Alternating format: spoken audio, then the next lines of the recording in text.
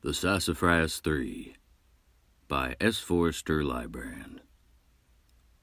Beware the trails abroad the earth, alive or not, the baleful rove, so walk among a holy drove, if finds you one, or finds you dearth. Chapter 1. The Morning.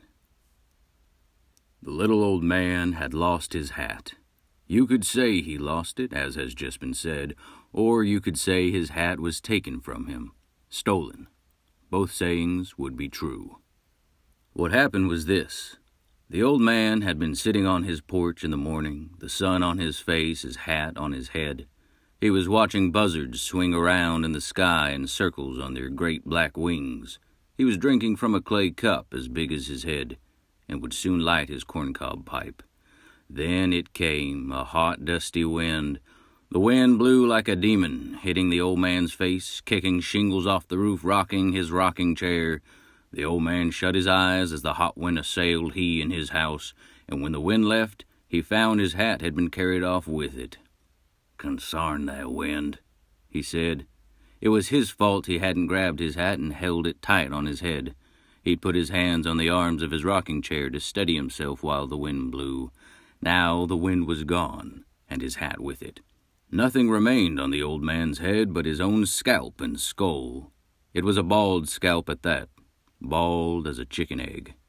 So the old man got up, put his pipe in his pocket, grabbed his cloak from the floor of his porch, and set off after the wind. He could see it at the end of the road, shoving oak trees aside as it passed. It blew in the shape of a dusty cloud. The buzzards in the sky scattered like flies being swat as the wind hit them. So the old man went tromping up the road with nothing but the clothes on his back and the corncob in his pocket. He had not even locked his front door. This is a story about that old man and his bald head. He lived in his house for many years and began his day the same way every morning in those years. He drank charred coffee, then smoked his pipe, watching the sun rise and whatever wildlife dared dance on his lawn.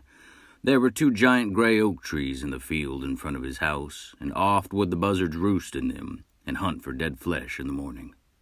The little old man left all that behind. He didn't even lock his front door. So he went tromping up the road, following after the wicked wind which had carried off his hat. Just a pipe and a cloak in his bald head, though he would soon find a walking stick on the road. And there was the dust cloud far ahead of him, his hat somewhere within it, getting plastered with dust most likely. The monstrous cloud of dust and wind looked less like a cloud as he pursued it. Gradually it resembled something more straight up and down, like a castle tower or a giant. So it went for the morning, the dusty wind far off ahead on the road, the little old man walking in pursuit. "Consarn that wind," said the old man, not for the final time. Well, it was a peculiar sort of land in which the old man lived, mostly farmers and cowherders. Some people called it the West, though it was fairly east of the countries even further west. Still, it was his home, or at least where he lived, and now he was leaving it, for the road went east, and it seemed that wind was sticking to the road. It was a scratchy sort of country. There were only dry trees and pointy shrubs and flaky red dirt. Not much grass to see. The hills were low and long, not even noticeable in some places. So it was, the ground would scratch you, the animals might scratch you, and the air was so dry and contrary it scratched your throat to breathe it.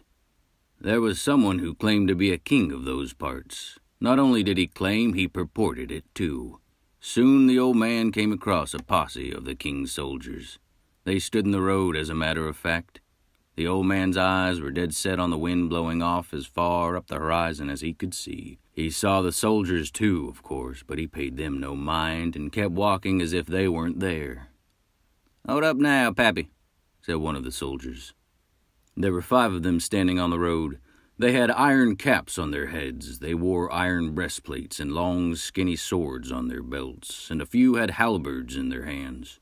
Halberds are a sort of spear with an axe head coming out of the side. They look a little fancy, but they kill just fine. The soldier who had stopped the old man was standing in his way in the center of the road with his hand out. He wore leather gloves. "To where do you march, Grandpappy?" asked the chief soldier. "Seeing as I do not have any children, I am not anyone's grandpappy," said the old man. He only used a certain amount of words a day. He wasn't much for idle banter, so after that explanation and all the consarnings of the wind, he was running low. "It's no insult to be called grand, leastways," said one of the soldiers a little defensively.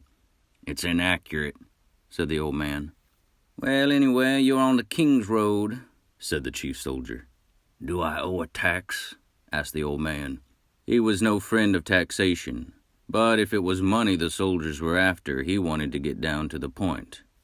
"Today you are lucky, grandfather," said the chief soldier, mayhaps trying to be a bit more respectable.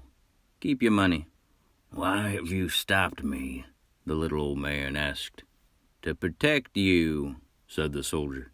"You're not permitted to go further, not till we've made the neighboring land safe by conquest."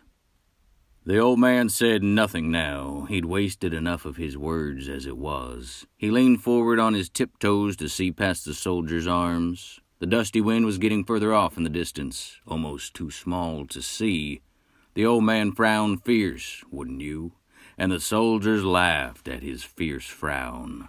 "You're plenty tough, Granddad," said the chief soldier. "Why, I'd give you my sword and let you lead the charge if I could. Forget my sword, your face is steely enough, but we have our commandments from our king, Regulus Rutherford." While the soldiers tittered, the old man took the corncob pipe from his pocket and struck a match. "Sure, go ahead," said the chief soldier, giving permission to what the old man was already doing, lighting his pipe. "Our king commanded us, well, he commanded his lords, and they commanded their stewards, you see, and the stewards passed it down to the generals, then to the lieutenants, who sent it on to the aide-de-camps, you know, then captains, then to men-at-arms like myself." The strange noises that the chief soldier was making were, in fact, coughs. For, while he had been explaining the chain of command, the old man had stood staring at him, smoking on that corncob. The soldier talked, and the old man smoked. And he talked, and he smoked. And the old man kept smoking and smoking until a cloud of smoke accrued, and it floated right along into the soldier's face. Soon all the soldiers were coughing like a sick family. Some had dropped their halberds. They coughed and hacked and shut their eyes. The smoke stung. They couldn't see. Some of the soldiers took off their iron caps and waved them at the cloud of smoke, fanning it away. When it had finally cleared and they had sufficiently rubbed their eyes, each one sniffed and looked about. The old man was vanished, it seemed. "There he is," one of the soldiers said. They saw him. He was stomping on down the road, going east.